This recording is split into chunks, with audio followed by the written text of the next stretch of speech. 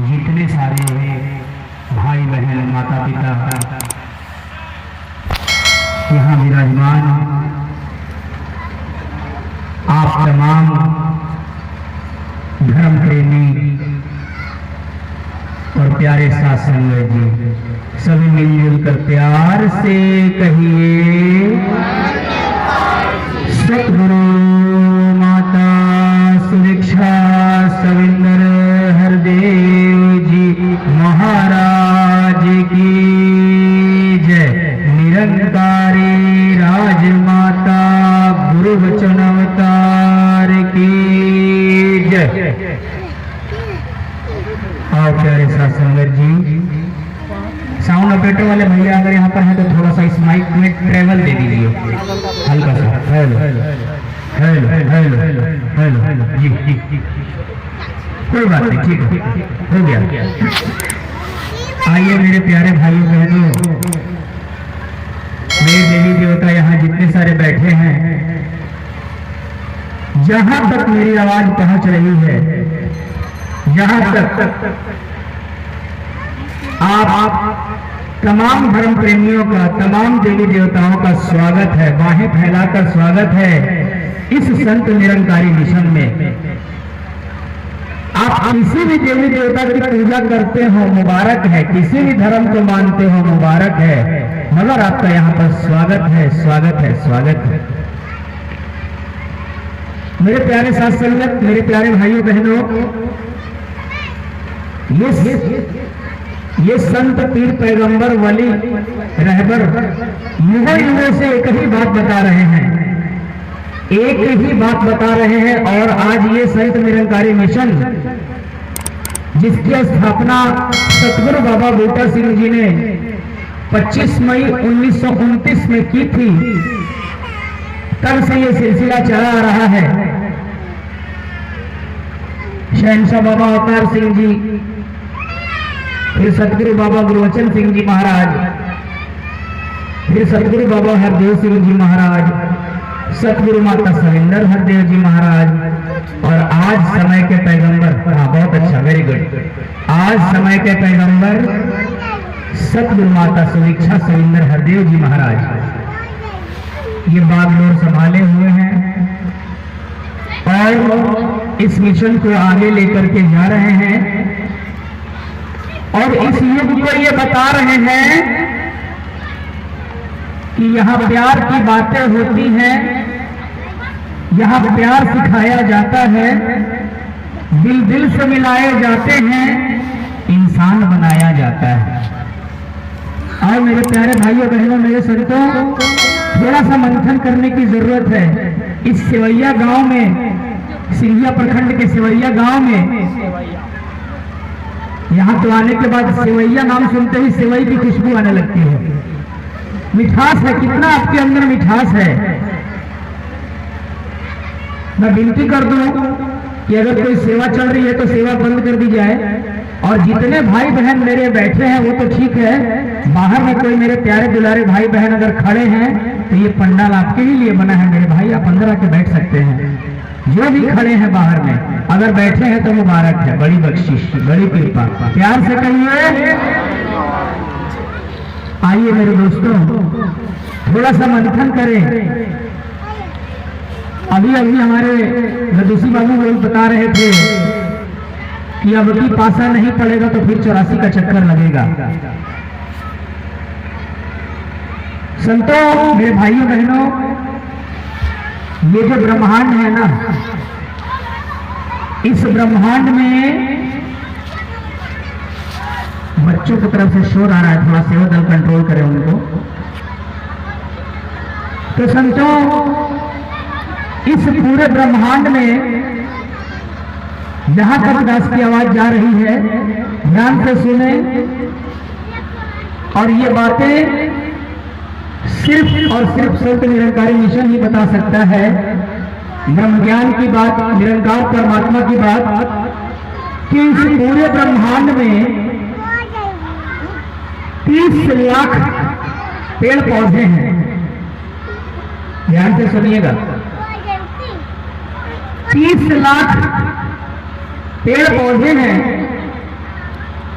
27 लाख प्रकार के जीव जंतु हैं जो जमीन पर रहते हैं। जोड़ते रहिएगा, 30 लाख प्रकार के पेड़ पौधे हैं, 27 लाख प्रकार के जल धरती पर रहने वाले जीव जंतु हैं, 14 लाख प्रकार के जलचर हैं, यानी जो जल में जीव निवास करते हैं 14 लाख प्रकार के, और 9 लाख प्रकार के नभचर हैं जो आसमान में उड़ने वाले पक्षी होते हैं। 9 लाख प्रकार के कितने हो गए? 80 लाख। अब बच गए 3,99,999।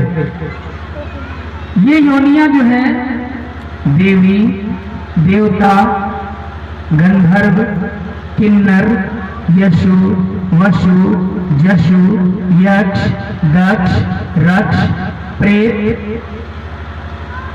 कई योनियां हैं। अब जब इन योनियों की रचना हुई तो ब्रह्मा ने सोचा कि भाई मैंने सारे योनियों की तो रचना कर दी, लेकिन ऐसा कोई चीज जो मैंने बनाया ही नहीं जो मेरे को पहचान सके, मेरे मूल स्वरूप को जान सके। ये श्री हरि, यही परमात्मा सोच रहा है। अचानक इसको ध्यान आया, क्यों ना मानव की रचना कर दी जाए, मेरा ही रूप। और संतो, इसने मानव की रचना की विष्णु के रूप में, अपना ही रूप इसने विष्णु का रूप दिया, और यही विष्णु श्री हरि का रूप धर के सतयुग में आया, जिसकी भक्ति प्रहलाद ने की, जिसकी भक्ति प्रहलाद ने की। थोड़ा सा और पीछे जाऊं तो ये विष्णु पहले मनु और शत्रुपा के रूप में आया। बस इतना ही पीछे जाऊंगा क्योंकि बाकी कहानी आपको पता है। ये मनु और शत्रुपा से पूरे मानव योनि धीरे धीरे बढ़ते बढ़ते चले गए। तो हर युग में भक्तों ने भक्ति की। अब ये जो आखिरी योनि मानव योनि मिली, ये निरंकार परमात्मा, परमपिता परमात्मा बड़ा निराला खेल खेलता है। इसने इस मनुष्य योनि में कई तरह के पैकेट लगा दिए, पूजा पाठ, भक्ति भाव, काम क्रोध, मोह लोभ अहंकार, ईर्ष्या द्वेष भावना, मित्रता शत्रुता, कई तरह के पैकेट लगा दिए और कहा ये मानो तू धरती पर जा, मैं तेरे पीछे पीछे हूं, और जो पैकेट तू खोलेगा मैं उसी में तेरे को पावर दूंगा। अब सासंग जी एक चीज और निरंकार ने सिखाया कि ऐ मानो देख, इस मृत्यु लोक में यानी इस धरती पे जब तू आएगा तो तुझे मैं 2 झोली दे रहा हूं। एक झोली गुण और अच्छाई की है, दूसरी झोली अवगुण और बुराई की है। जो अवगुण और बुराई वाली झोली होगी उसको आगे रखना, और जो गुण और अच्छाई वाली झोली है उसको पीछे रखना। जो आगे वाली झोली है ना, उसमें से तेरा अवगुण अपने आप निकलते चला जाएगा और अच्छाई वाली झोली अपने आप तेरी भरती चली जाएगी। मगर मनुष्य तो मनुष्य है। काल कोठरी में जब था, मां के गर्भ में जब था, तो इस निरंकार से विनती किया कि तू मुझे इस काल कोठरी से निकाल दे, मैं इस धरती पर जाकर तेरी वंदना करूंगा, तेरी भक्ति करूंगा, तेरी पूजा करूंगा। धरती पर जब आया, जब मां ने बच्चे को जन्म दिया तो धरती पर आया, और आते ही कहां कहां कहां कहां करके रोना शुरू किया, कहां कहां कहां कहां करके रोना शुरू किया। फिर और आवाज खुली तो चाय चाय चाय चाय यानी चाहिए चाहिए चाहिए चाहिए चाहिए करके लगाना शुरू किया। बचपन से ही, जन्म से ही क्या चाहिए? तो माँ का दूध चाहिए। माँ का दूध मिला। थोड़ा बड़ा हुआ, खिलौने चाहिए, खिलौना भी मिला। थोड़ा और बड़ा हुआ, किताबें चाहिए, स्कूल जाना है, साइकिल चाहिए, मोटरसाइकिल चाहिए, और बड़ा हुआ शादी करनी है, और बड़ा हुआ शादी करनी है, फिर बच्चे होने हैं, उन बच्चों की शादी करनी है, सब चाहते होती चलेगी, परमात्मा से चाहत करता चला गया, अच्छी दुल्हन दे दो, मेरी बहू, मेरे बेटे को अच्छी बहू दे दो, इसको अच्छा, मेरे को अच्छा पोता दे दो। और अंत समय जब आया तो इस मानव को गंगा जल चाहिए। इतना ही नहीं, शरीर छूटने के बाद मुंह में आग भी चाहिए। लेकिन जिस चाहत को लेकर धरती पर आया उसे तो तू भूल गया। मैंने तुझे जो भेजा था करने के लिए वो तो तू किया नहीं। अब इसको एक दूसरे एग्जाम्पल, दूसरे तरीके से समझते हैं।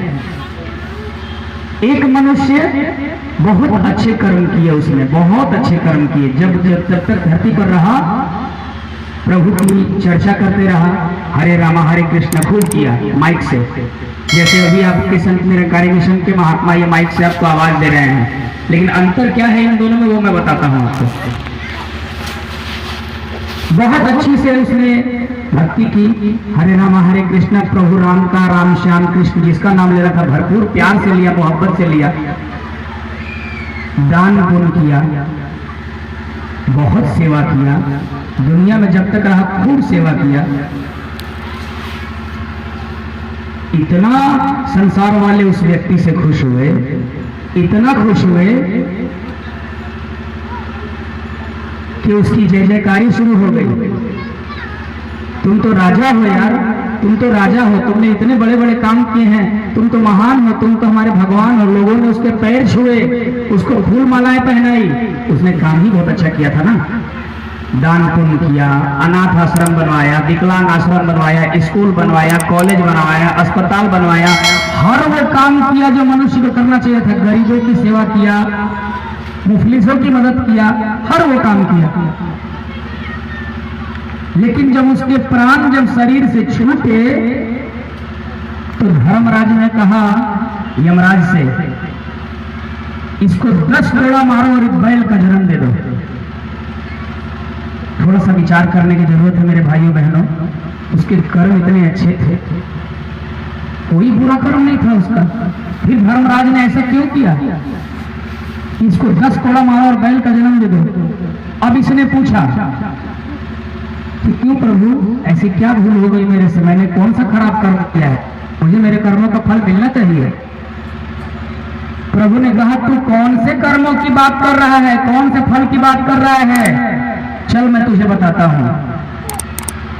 तूने बहुत अच्छे अच्छे कर्म किए, दान पुण्य किए, प्रभु की चर्चा की, सब कुछ किया, क्या तेरी जय जयकारी हुई? उसने कहा हाँ। लोगों ने तेरे पैर छुए? उसने कहा हाँ। फूल मालाएं पहनाई, गले लगाया, तुझे भगवान का दर्जा दे दिया? बोला हाँ।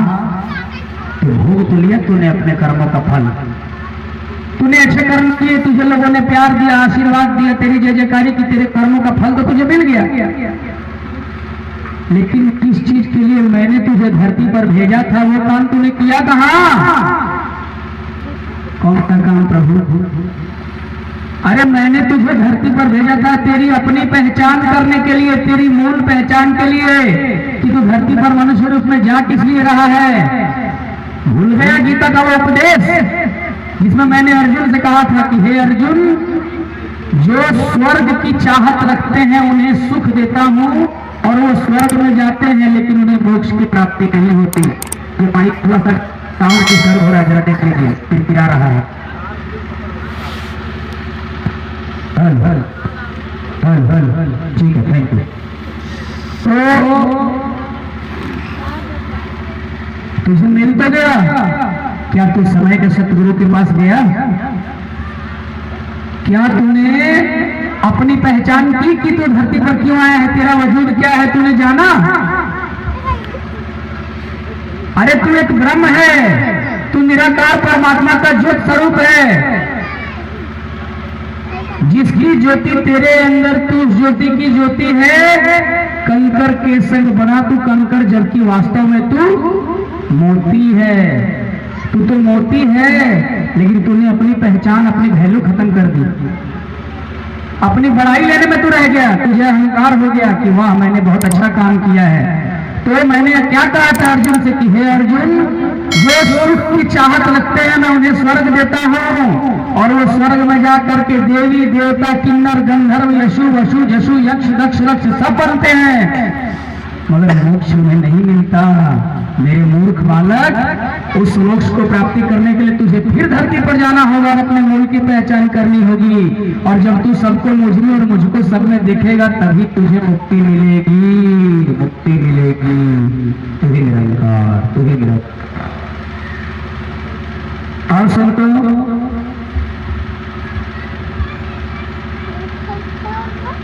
तो यही भाव से इतना ही है कहने का दास का कि आप स्वयं परमात्मा का रूप हैं। आपकी पहचान ये है कि आप ब्रह्म हैं, आप ईश्वर का रूप हैं। और यही निरंकारी मिशन के संत महात्मा संदेश दे रहे हैं कि अपनी पहचान करनी है तो आओ समय के सतगुरु माता सुदीक्षा जी महाराज ये बताते हैं कि तू कौन है और तेरी पहचान क्या है। अब इसको एक और मिसाल देते हैं।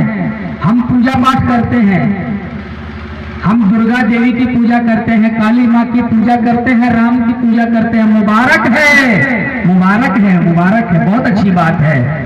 लेकिन जरा सोचें, एक बहुत अच्छा एग्जाम्पल दास दे रहा है आपके चरणों में मेरे माता बहनों, मेरे भाइयों।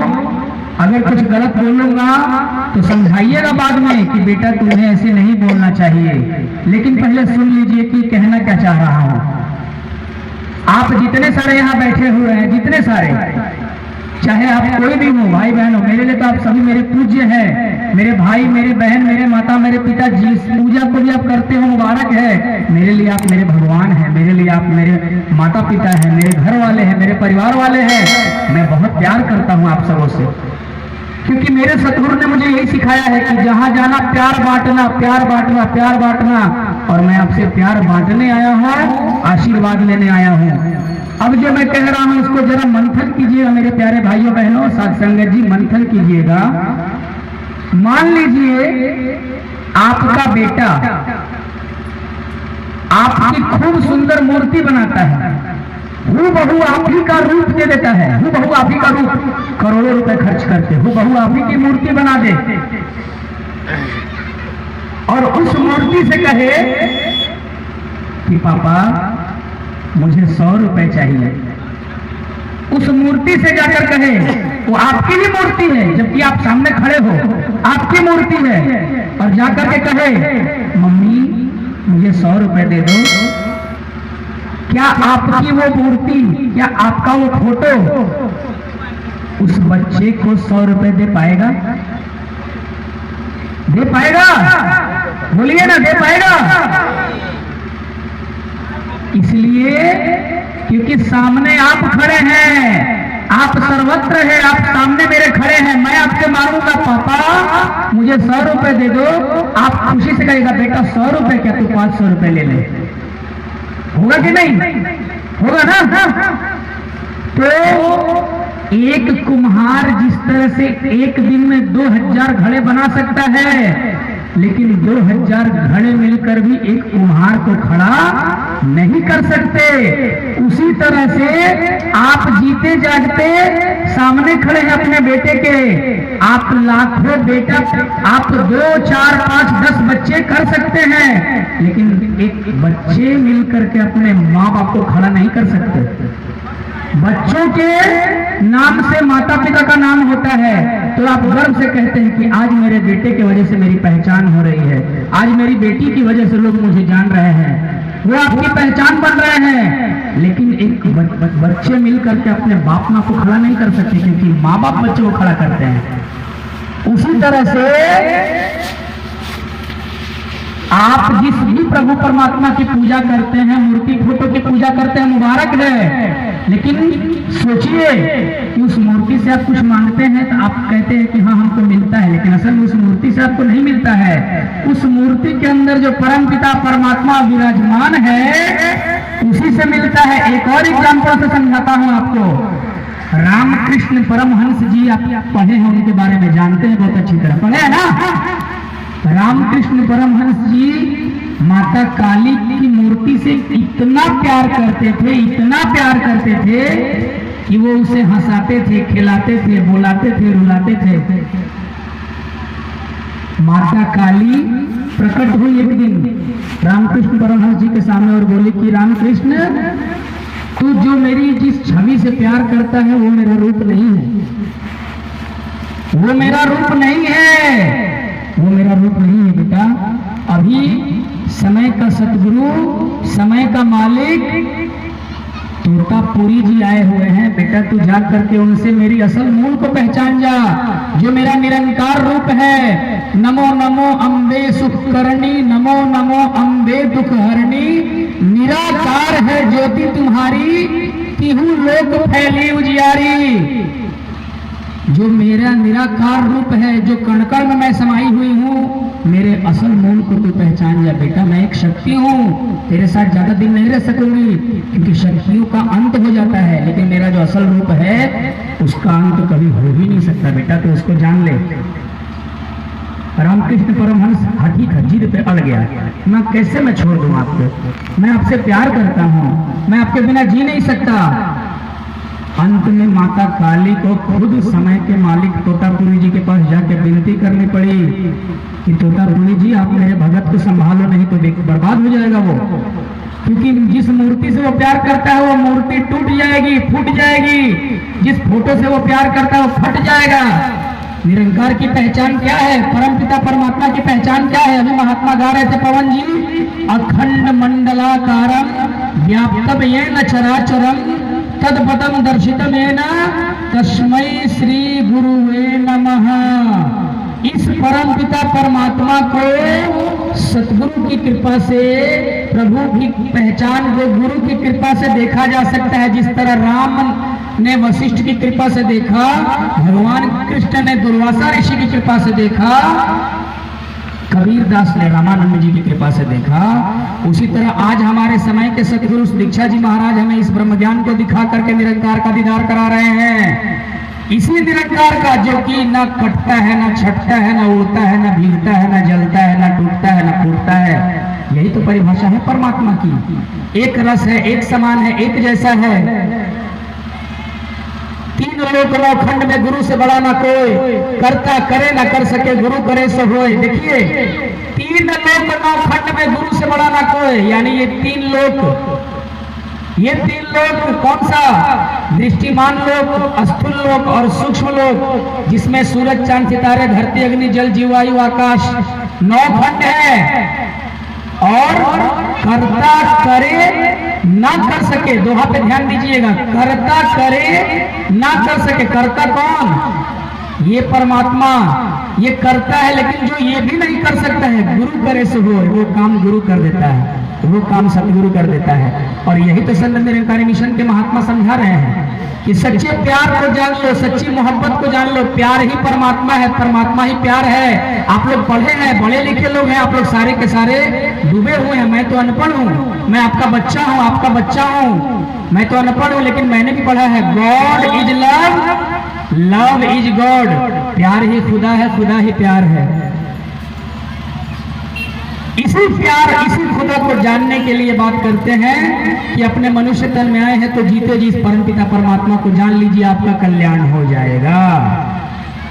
और ये जब कल्याण हो जाता है, इस परमात्मा के असल स्वरूप को जब आप जान लेते हो, तो फिर आपके अंदर के सारे सारे सारे कष्ट खत्म हो जाते हैं, सारे गुनाह खत्म हो जाते हैं। तुलसी संगत साधकी कटे कोटि अपराध, एक घड़ी आधो घड़ी आधो ते पुनियाद। क्या कह रहा है परमात्मा कि तू मुझे 1 घंटा, 1 मिनट, 1 सेकंड तो छोड़, आधा का भी आधा सेकंड अगर तू मेरे को याद कर लेता तो मैं जिंदगी भर तेरी चर्चा करने को, तेरी फिक्र करने को तैयार हूं। यही तो कह रहे हैं रामचरितमानस। तो मेरे प्यारे भाइयों बहनों, मेरे माता पिता, मेरे संत जी, ये निरंकारी मिशन के संत यही आपको बता रहे हैं कि आओ रब के दर्शन कर लो। संदेश है इंसानों को, मेरा मुर्शिद भगवान बना रहा है मुझ जैसे हैवानों को।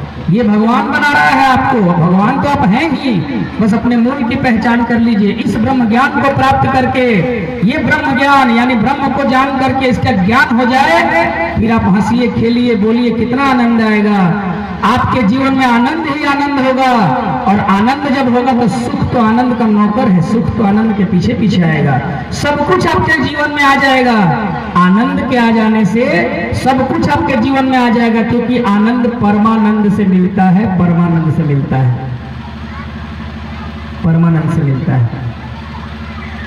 तो प्यारे संतों, वही बात कहने का प्रयास था। अब इन थोड़ी सी साइंस की बात अगर करें तो साइंस ने तो बहुत तरक्की की है, बहुत तरक्की की है। कान बहरे हो जाए तो उसके लिए मशीन का उपयोग, ऐसा मशीन आ गया है कि बिल्कुल क्लियर सुनाई पड़ती है।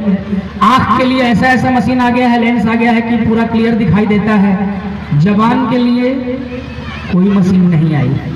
क्यों? क्योंकि ये जबान कड़वा बोलता है, ये आंखें बुराई देखती हैं, ये कान बुराई सुनते हैं। क्या साइंस ने ऐसा मशीन बनाया है जो बुराई को ना सुन सके? क्या साइंस ने ऐसा मशीन बनाया है जो बुराई को ना देख सके? क्या साइंस ने ऐसा मशीन बनाया है जो जबान से कड़वा बोल के जगह मीठा बोल बोलवा सके? ऐसा कोई मशीन साइंस बना ही नहीं सकता। चैलेंज है मेरा कि ऐसा कोई मशीन साइंस विज्ञान बना ही नहीं सकता जो कि बुराई को सुनने के लिए मजबूर करे कि बुराई मत सुनो, बुराई को देखने के लिए मजबूर करे कि बुराई मत देखो। ये काम सिर्फ समय का मालिक, सिर्फ परमपिता परमात्मा सतगुरु करता है और कोई नहीं करता।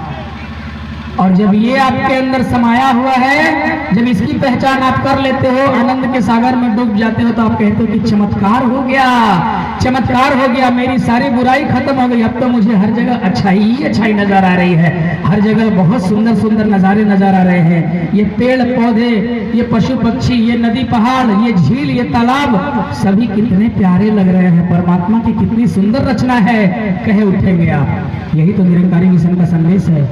प्यार प्यार प्यार, सिर्फ प्यार होना चाहिए। प्यार प्यार प्यार, सिर्फ प्यार होना चाहिए।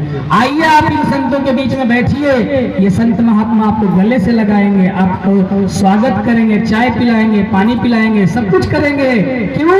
क्योंकि इन संतों महात्माओं की नजर में, ऐ दुनिया वालों, आप भगवान का रूप हैं, आप प्रभु परमात्मा का रूप हैं, और ये आपको इतना प्यार देंगे, इतना प्यार देने के आप कहे उठेंगे कि वाकई में संत निरंकारी मिशन प्यार का मिशन है, प्यार का मिशन।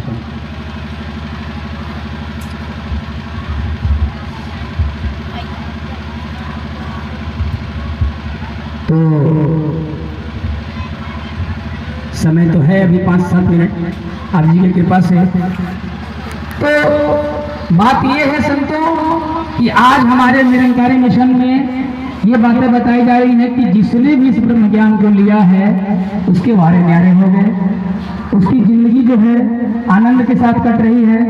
भगवान कृष्ण अर्जुन से कह रहे हैं कि हे अर्जुन, तू सारी बातों को भूल करके मुझ में समा जा, मैं तेरा हो जाऊं, तू मेरा हो जा। आओ संतों, जीवन की सच्चाई ही यही है, यही जीवन की सच्चाई है कि आप जीते जी मुक्त हो जाएं। ध्यान से सुनिएगा, बहुत बड़ी बात कहने जा रहा हूं। अपनी बात नहीं, अपने सदगुरु की बात कर रहा हूं, इन संतों की बात कर रहा हूं। आप लोग कोई अगर किसी की डेथ हो जाती है, किसी की मौत हो जाती है, तो आप कहते हैं कि वो मर गया। असल में वो मरा नहीं है, उसकी शरीर की सेवा समाप्त हो गई, इसीलिए उसने शरीर का त्याग कर दिया, शरीर का त्याग कर दिया। होता क्या है, हमारी इच्छाएं इतनी ज्यादा है कि वो पूरी हो नहीं पाती, और उसको पूरा करते करते शरीर अपने आप को नश्वर कर लेता है।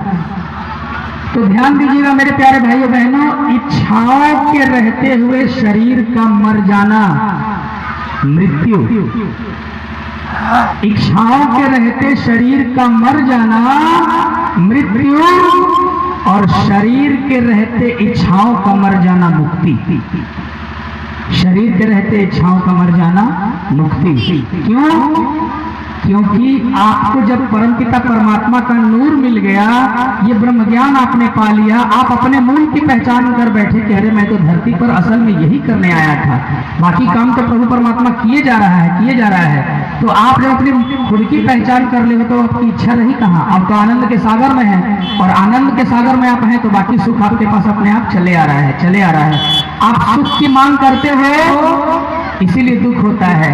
मिसाल दे देता हूँ, हमारी एक बहन दिल्ली की है,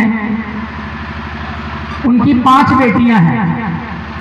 उनसे कहा कि भाई आप भगवान की इतनी बड़ी भगत है, भगवान से बेटा मांगिए। मुस्कुराते रहती थी, कोई असर नहीं पड़ता था। लेकिन कोई भी बात की एक हद होती है, एक अति होती है। एक दिन वो बहन प्रार्थना कर बैठी है, मेरे मालिक मेरे प्रभु एक बेटा दे दो, मेरे कान पक गए, सुनते सुनते कान पक गए, एक बेटा दे दो। पूरी हो गई उसकी अरदास। अगले साल बच्चा आ गया, बधाइयाँ जी, बधाई हो, आपको बच्चा आ गया, वंश आगे बढ़ेगा। बच्चा धीरे धीरे बढ़ रहा है, पालन पोषण हो रहा है। जब 20 साल का बच्चा हुआ तो नाश्ता करके कॉलेज के लिए निकला, रोड पर पार कर रहा था, ट्रक ने कुचल दिया, बच्चा वही खत्म हो गया। क्या उस माँ को ये पता था कि ये नाश्ता मेरे बच्चे का आखिरी नाश्ता हो सकता है? मांग गलत हो गई, इच्छा गलत हो गई।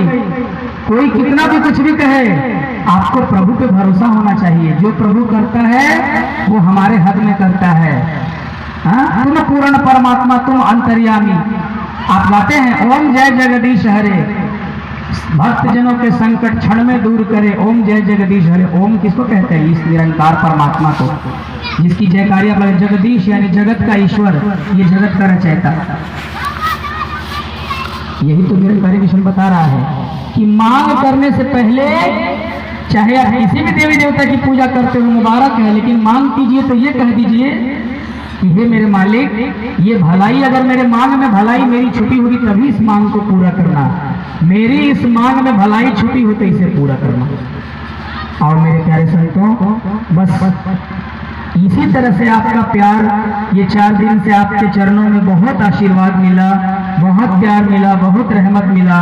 कल हमारी गाड़ी है रात को 10:35 पे, संभवतः कल भी आपके दर्शन किसी न किसी रूप में हो ही जाएंगे, और उसके बाद फिर चला जाएगा दास आपके चरणों से। लेकिन आपसे बहुत कुछ लेकर के जाएगा, प्यार, मोहब्बत, इश्क, इबादत, आपकी यादें, आपकी रूह, आपके रूह की खुशबू, आपकी खुशियाँ अपने साथ लेकर के जाऊंगा, और जाकर के अपने यहाँ बांटूंगा। कि समस्तीपुर में, सिंघिया में, सेवैया में खूब सेवई खाने को मिला, खूब मिठाई खाने को मिला, क्योंकि आप इतने मीठे हैं कि आपके चेहरे से सेवई की खुशबू आ रही है, आपकी आत्मा से सेवई की खुशबू आ रही है। आप इतने प्यारे हैं। अंत में बच्चे बैठे हैं यहाँ पर और संत महात्मा बैठे हैं। इसी बात पर एक चुटकुला याद आ गया, कहानी याद आ गई कि लोग कई बार देखा देखी कर देते हैं। देखा देखी कहाँ करना है और कहाँ नहीं करना है, इस पर अपनी बात रखता हूँ, ध्यान दीजिएगा। बच्चों को बहुत हंसी आएगी और महात्मा को भी हंसी आएगी। एक भाई साहब अपने ससुराल चले गए, गर्मी का मौसम था, मखमल का चादर बहुत उस समय चलता था, खूब लाइट देता था मखमल का चादर। चले गए तो जब चले गए तो बहुत ससुराल में उनकी खातिरदारी हुई। जब रात हुआ तो उनकी सास ने कहा कि दामाद जी चलिए, बिस्तर लग गया है, आराम कीजिए। तो दामाद ने कहा नहीं अम्मा, बाहर में ही बिस्तर लगा दो, ये मखमल का नया नया चादर है, गर्मी में बहुत राहत देगा, घर में गर्मी लगेगी, यहीं पर मच्छरदानी लगा दो, मैं चादर में आराम कर लूंगा। एक पड़ोसी देख रहा था कि अरे बाप रे, दामाद का इतना इज्जत होता है, अब हम भी जाएंगे मखमल का चादर लेकर के। सासंगली मखमल का चादर तो खरीदा, फर्क सिर्फ कितना था कि वो जाड़े का मौसम था, और सासंगली जाड़े का मौसम था, चला गया। ये हमारे बिहार में छपरा जिला की रियल घटना है। चला गया, खाना पीना हुआ, दामाद बोली, सास बोली कि दामाद जी चले, और बिछौना लग गई बा, आपका बिस्तर लगे है, चलिए। कहता ना, मखमल के चादर किन ले बनी, यही में सुतब हम। ये मखमल का चादर खरीदे इसे सोचेंगे बाहर बिस्तर लगाइए मेरा। अरे दामाद जी ठंडा लग जाएगा। अरे कुछ ठंडा नहीं लगेगा, ये बहुत खतरनाक चादर है, बड़ी पैसा लगा के खरीदे हैं। आओ संतो, माना नहीं, सो गया बाहर में। तो आप तो जानते हैं अभी ठंड का मौसम है ही, और जैसे जैसे रात बढ़ती है ठंड भी बढ़ती है। संतो जिस तरह ठंड बढ़ते गई वो बंदा सिकुड़ते गया। मखमल का चादर उड़ा हुआ सिकुड़ रहा, कहे तो कहे क्या, अपने अहंकार में है, देखा देखी कर रहा है।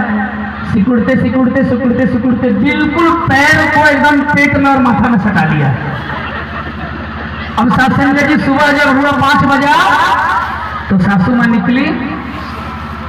अब सासू माँ सोच रही है कि भाई दामाद जी लगता है कहीं बाहर में वॉकिंग वगैरह टहलने वगैरह गए हैं क्या, और लगता है कि इनके चादर में कोई कुत्ता आकर सो गया है। अब सत्संग जी वो आओ देखी ना ताओ देखी, लाठी लेकर के मार लाठी मार लाठी मार लाठी। जो उसने लाठी मारना शुरू किया, चादर उठा के देख, अरे दामाद जी आप ही हैं। तो संतों देखा देखी करना है, लेकिन कहाँ करना है, सिर्फ भक्ति में। आप देखिए जिसने भी भक्ति की है वो भगत का प्यारा हो गया है। प्रहलाद को कितनी मुश्किलें आई, लेकिन उसका विश्वास पक्का था कि मेरा प्रभु मेरे साथ है। जग का मान भले टल जाए, भक्त का मान न टलते देखा। प्रबल प्रेम के पाले पड़कर प्रभु को नियम बदलते देखा। उस भगत को विश्वास था, और उस भगत को देख करके और लोग भक्ति किए। हनुमान की भक्ति, आज हनुमान की जितनी मूर्ति और जितना मंदिर है उतना राम का भी नहीं है। क्यों? क्योंकि हनुमान प्यार करता था, और हनुमान का देखा देखी बहुत लोगों ने भक्ति की। भक्ति देखा देखी में भक्ति होती है। अर्जुन को देख करके उसको जब भक्ति उसको देख करके उसके भाइयों को भी समझ में आया कि नहीं भाई, अर्जुन को ही ब्रह्म ज्ञान दिया गया, जबकि इसके पात्र हम बन सकते थे। लेकिन ऐसा नहीं हुआ, क्योंकि अर्जुन ने समर्पित किया। भले ही थोड़ा देर लगा, लेकिन उसने समर्पित किया। तो आओ संतों, देखा देखी कहाँ होती है। ये आत्मा जब परमात्मा से मिल जाती है तो वो आत्मा नाच उठती और क्या कहती है कि पायो जी मैंने राम रतन धन पायो, वस्तु मोलक दी मेरे सतगुरु कर कृपा अपनायो। ये देखा देखी होता है। और उसी देखा देखी को आज ये संत महात्मा करके ब्रह्म ज्ञान लेकर के इन्होंने भी राम को पाया है। और ये निरंकारी मिशन के संत कहते हैं कि हाँ, हमने इस ब्रह्म ज्ञान को पाया है, हम स्वयं ब्रह्म हो चुके हैं। अहम ब्रह्मास्मि, मैं एक आत्मा हूँ, कोई शरीर नहीं बैठा है यहाँ पर। बैजू तेरे लिए सभी भगवान हैं, चाहे वो नवीन जी हो, चाहे पवन जी हो, चाहे मनीषा जी हो, चाहे सुहानी जी हो, चाहे ममता जी हो, एनीबॉडी कोई भी हो, सब मेरे लिए प्रभु का रूप है। मैं किसी को शरीर रूप में नहीं देख रहा हूँ। आप जितने सारे भाई बहन यहाँ बैठे हैं, जो भी जहाँ से भी आए हैं, आप में मुझे भगवान ही नजर आता है, परमात्मा ही नजर आता है। तो इन्हीं शब्दों के साथ आपके चरणों से निवेदन करता हूँ, कोई भी बात इधर उधर की निकल गई होगी, कैसी भी बात निकल गई होगी, तो बाद में मुझे जरूर समझाइएगा कि मेरे बच्चे, मेरे लाल, आगे से ध्यान रखना, ऐसे शब्द नहीं बोलने हैं। और अगर जो शब्द मेरे अच्छे लगे हैं, क्योंकि वो मेरे शब्द थे ही नहीं, वो मेरे गुरु के शब्द थे, प्रभु के शब्द थे, मेरे सदगुरु के शब्द थे, इन संतों महात्माओं से सीखा हुआ शब्द था, तो उन बातों पर जरूर मंथन करेंगे, चिंतन करेंगे। और कुछ बच्चों की चाहत हुई है, कुछ संतों की चाहत हुई है कि धूनी के बाद महात्मा जी एकाध भजन हो जाए, तो भजन जरूर होगा। 5-10 मिनट आप लोग समय जरूर दे दीजिएगा, प्यार से कहिए।